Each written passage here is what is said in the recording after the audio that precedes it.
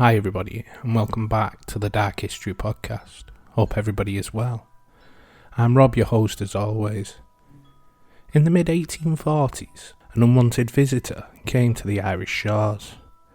This visitor brought the country to its knees, and their overlords did absolutely nothing to help. The visitor caused so many people to die, and even more to leave. A visitor which would bring one of the worst famines of the 19th century and change the destinies of London and Dublin alike. Today, in episode 14, we will talk about Pythopathora infestans, or in English, the Blight, and how it wiped out so many people off the Irish census. So without further ado, sit back, relax, for more Dark History.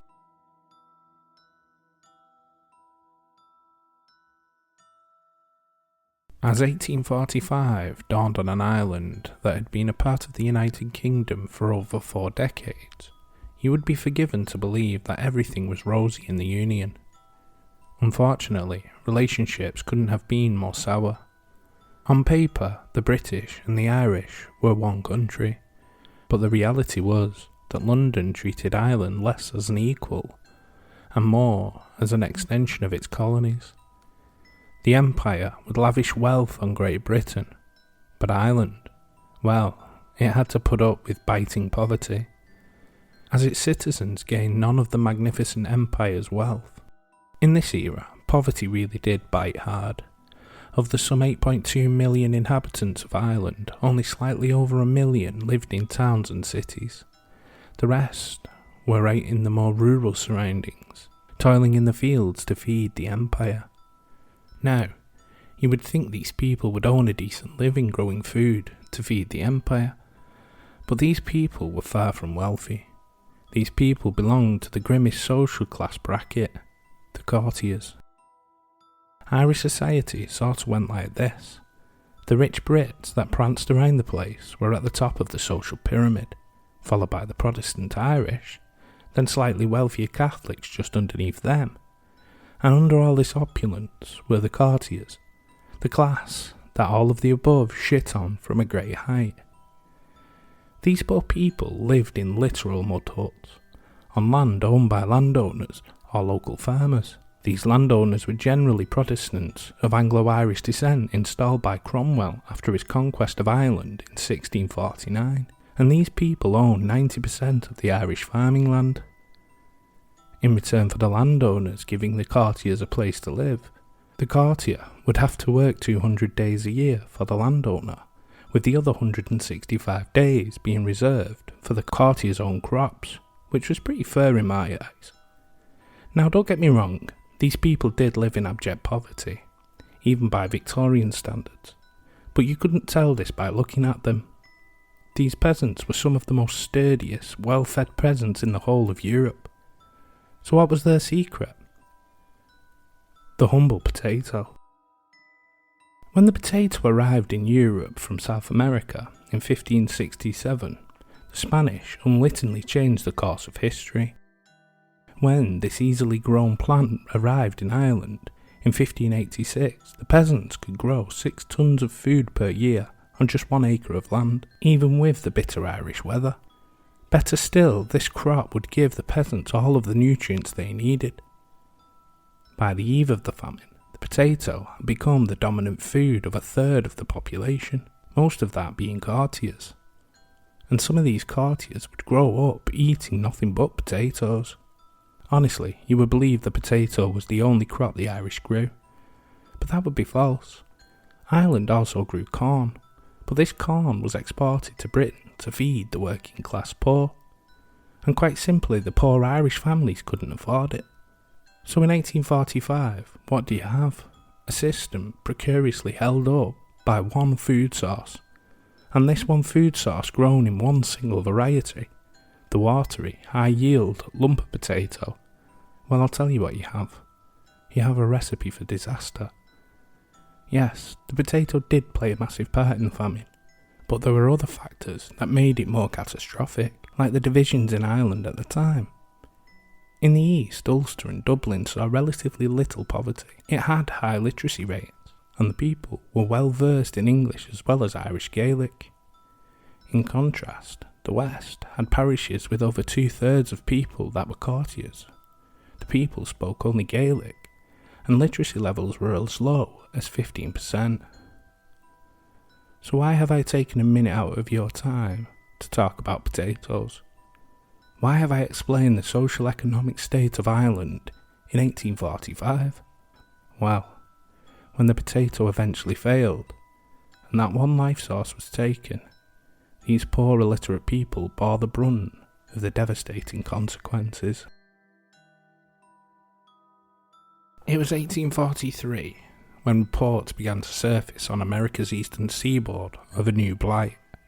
A blight that took healthy potatoes and changed them into foul-smelling sludge. And the culprit? Well, that was a fungus-like water mould known as Pythopathora infestans. Not that anybody knew that by then. All the people knew was the blight was ripping its way through the Great Lakes, into Canada's maritime provinces, and across the great Atlantic Ocean to Europe. In Europe, the blight had taken root, no pun intended, in Belgium. It would quickly spread, and by mid-August 1845, the Garden Chronicles reported that potato crops were failing on the Isle of Wight, on England's southern coast. Over the next couple of months, the editor, Dr. John Lidley, a botanist, would track the blight spreading across England, Wales and Scotland. But its arrival in Ireland in September of 1845 made Lidley the most afraid. Unfortunately, Lidley was alone in his troubles. The Irish press had reported that in 1845 they had had a bumper potato harvest, despite the terribly wet Irish summer. Turns out this terribly wet Irish summer was the catalyst for the blight to take hold in Ireland. By late September 1845, the mould was everywhere.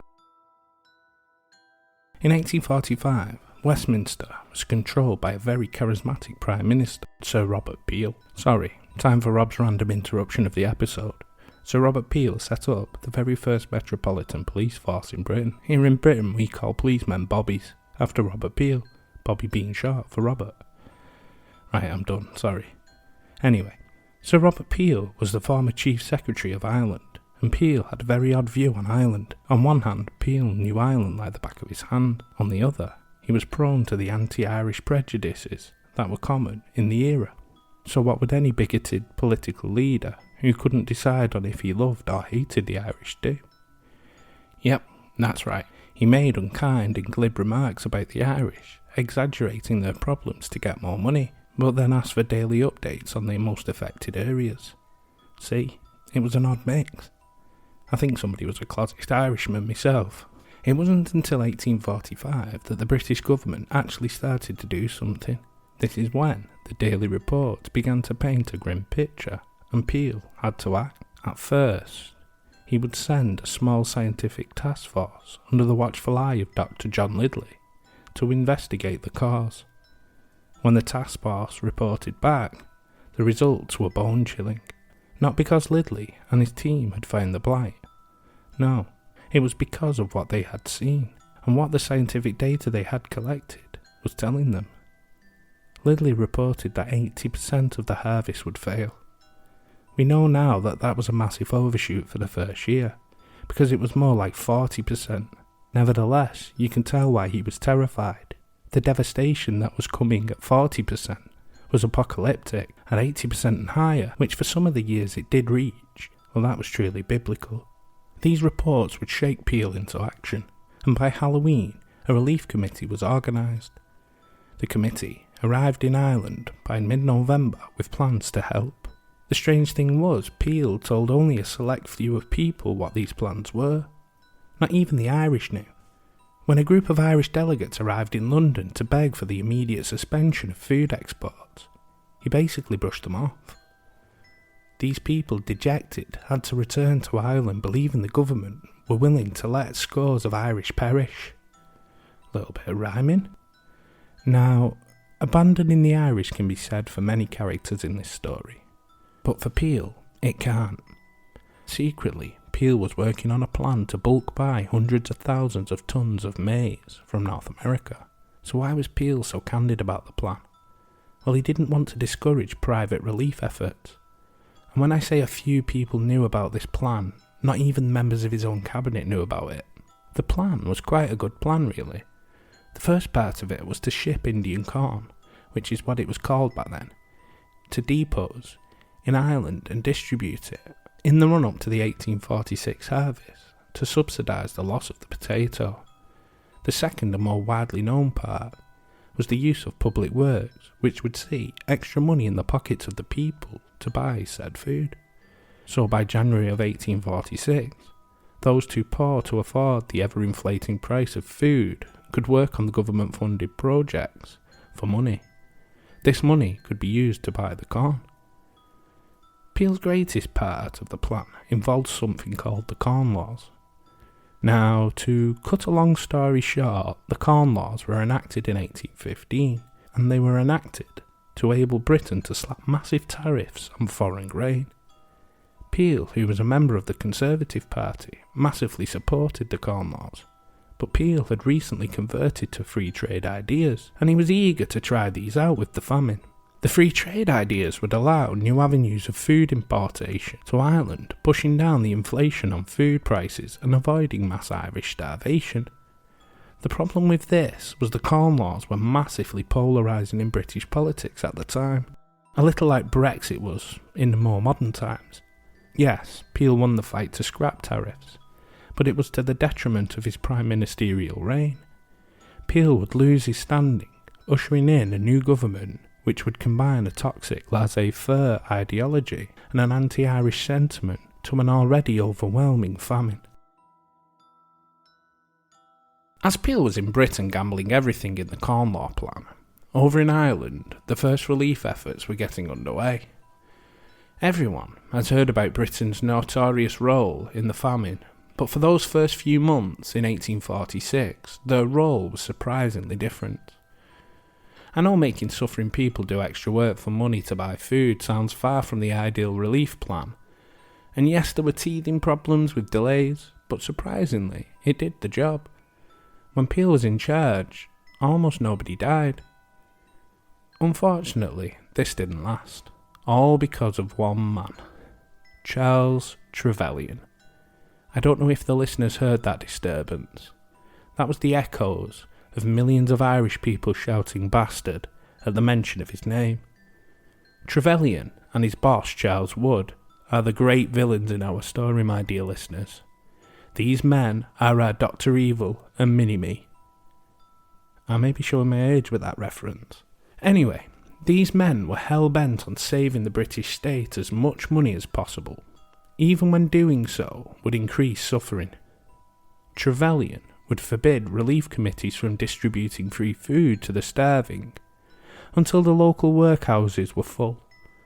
When that happened, the starving people that were left had to have a damn good reason for not having a job. Now, this approach was unethical at best, and at worst it was downright nasty, but it wasn't deadly. That came along with Trevelyan's boss. On June the 25th, 1846, Sir Robert Peel did the impossible.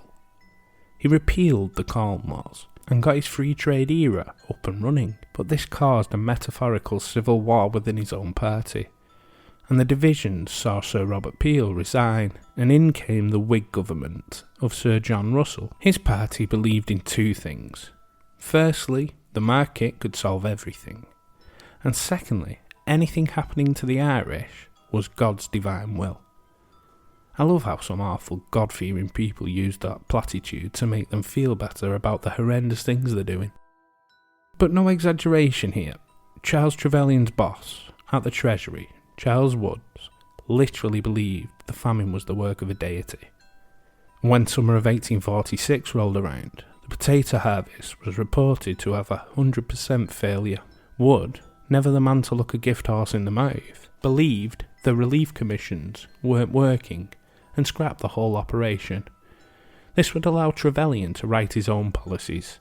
First up was the Labour Rate Act, which basically looked at the public works projects and wondered why so much taxpayers' money was going to these starving people.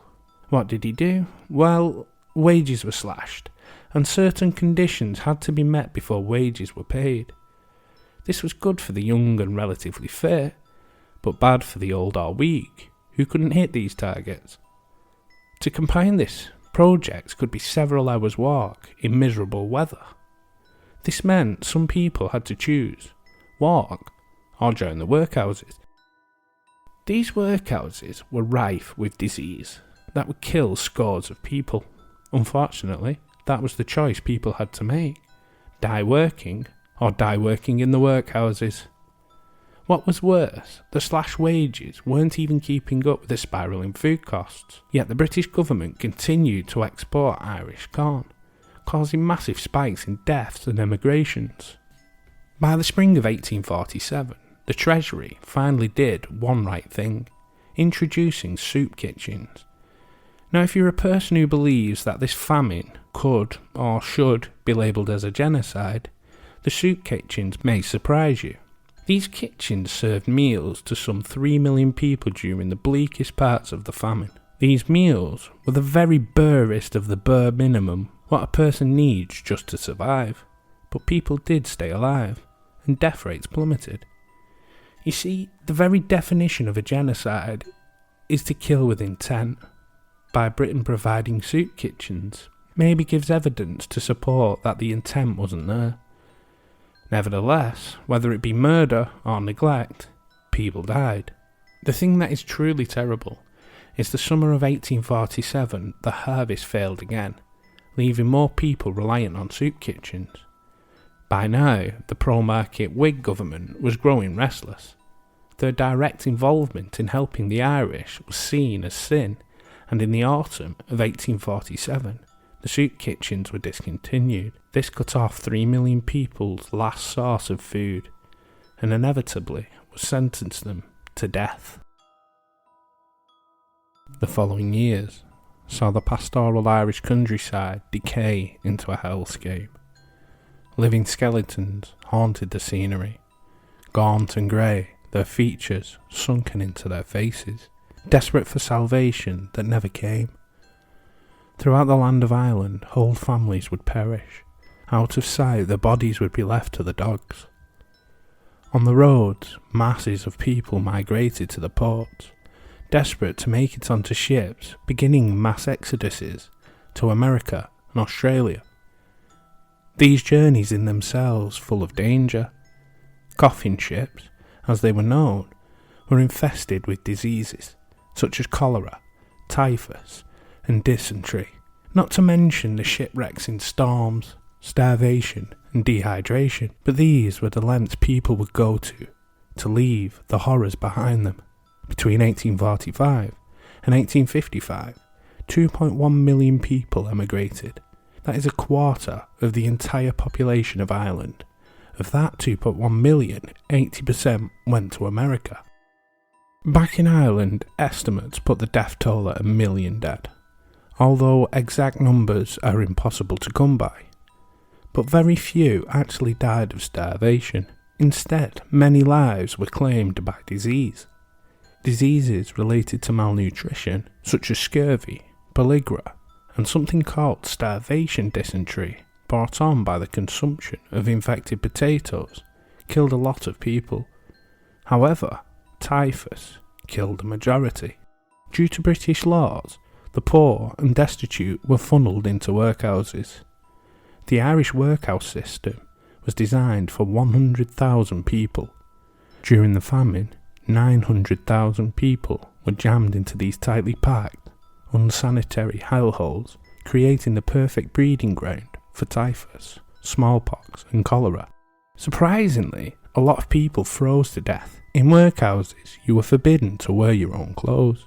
With the system massively overextended, uniforms couldn't be made quick enough, and instead of letting these people wear their own clothes, they were made to strip naked, even in the depths of winter. The amazing plan the government came up with for the workhouse overextension was, people could remain outside of the workhouse walls and still receive their meagre rations. The only drawback was they had to prove they were truly starving. This was done through frequent checks. But the inspectors would come to you, right? Nope, you had to go to them. One account comes from Dulo Valley in County Mayo. A group of starving people were made to walk 11 miles for one such inspection in awful weather. Out of this group, 7 people died en route, and another 9 were officially listed as missing. Obviously they were dead. Speaking of death by exposure, it's probably time to mention the evictions. Remember the cottiers, the rural peasants who lived in mud huts? Yeah, they were supposed to pay rent on those houses. Now, the first years of the famine, the rent was waived, but as it dragged on, landowners began to evict the courtiers. Would they issue a notice? Oh no, they employed crowbar gangs. These gangs would enter the homes of courtiers and violently rip the people out of them, then burn the houses to the ground. These people were starving and in dire need beforehand. Now they had no homes, they simply died. You'd be forgiven to think that this was all due to greedy English landowners. Well, surprisingly, there were just as many Irish landowners doing the same, both Protestant and Catholic. All told, around 500,000 people were turfed out of their homes, further deepening the depressions. Yeah, so I hope you enjoyed the Irish famine. I mean, I've covered horrendous bouts of famine on this channel before, and what always shocks me is the inept government. How can they sit idly by while millions die? What is worse about this one is the fact that the government changed in the middle, just to make it worse, because a few rich people were losing money. As you can tell with my accent, I'm from the UK, and to think that retrospectively this did not happen that long ago, and it's in my own backyard. This isn't a new concept to me. The British Empire, like a lot of empires, was horrendous, and we became rather good at wiping people off the map. But this is a couple of 100 miles away, in a country that used to be part of my country, and not some far-flung place. Not that that makes it better, it's just shocking, and it hits quite close to home. Another thing is that even when these poor people reached America, they still lived in abject poverty and were stuffed into ghettos and discriminated, so their life was only slightly better there. And the ones that came to England were treated less than rats. Liverpool, a city not far from where I live, was a big destination for the Irish. When they got here, they were battered with discrimination, to the point that places like Liverpool tried to deport them back to Ireland. How can you deport someone out of their own country? The more I research and the more I realise why we are hated all over the world, especially by the Irish. I don't blame them. Jesus, us English are hated by most of the British Isles. Another little tidbit of information is, it took till 2021 for the Irish population to reach 5 million again. That is 176 years later, and it's still 3 million short of pre-1845 levels. Anyway, if you liked the episode, please drop us a 5-star review. If you think your friends and family may like this, share it with them. Links to TikTok, YouTube, Insta and the show email are below. If you've been listening for a while and not subscribed, please do. That way you never miss an episode. So with all that out the way, please join me for episode 15 and more Dark History.